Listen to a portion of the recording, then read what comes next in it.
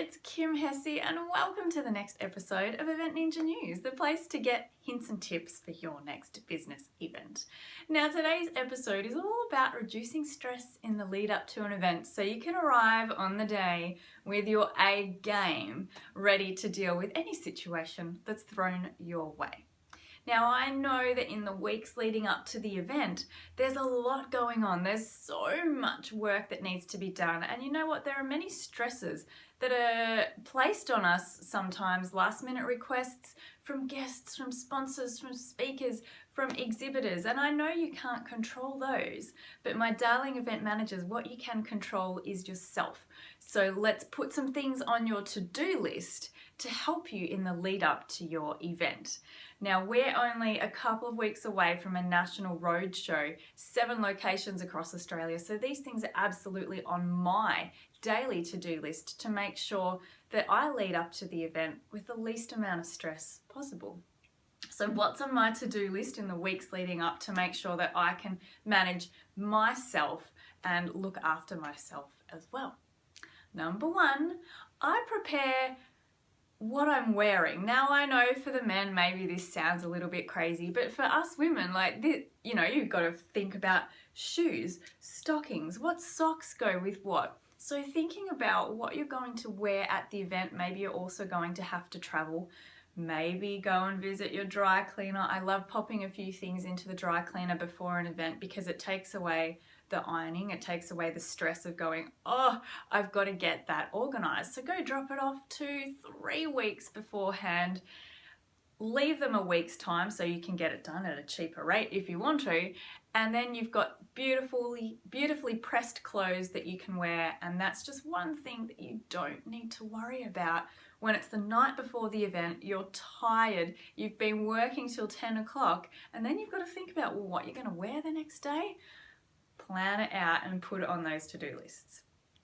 Number 2, it's all about the food. Now, I love to eat, but in the lead up to an event, and I'm sure you guys can, sympathize with me on this one, is that we're at our desks and we're working and we look up and it's 3 o'clock and we haven't eaten anything all day. We haven't had lunch, we haven't had stopped to take a break. Maybe we've got some empty coffee cups on our desks. So it's all about in the meal preparation for me. So I do a Woolworths online order, so I don't have to go to the supermarket. My lovely Woolworths delivery person comes to my door with all of my shopping, pops it onto the kitchen bench, and I just have to put it away.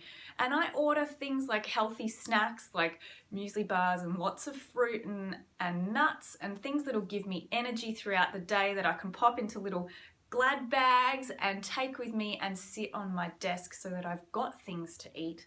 Maybe the weekend before your crazy week, you could be preparing some vegetable soups. Now I know there's some really good packet vegetable soups. I know it's not the best, but you know what? It's better than not eating it all or going for one of, the bakery rolls down the street.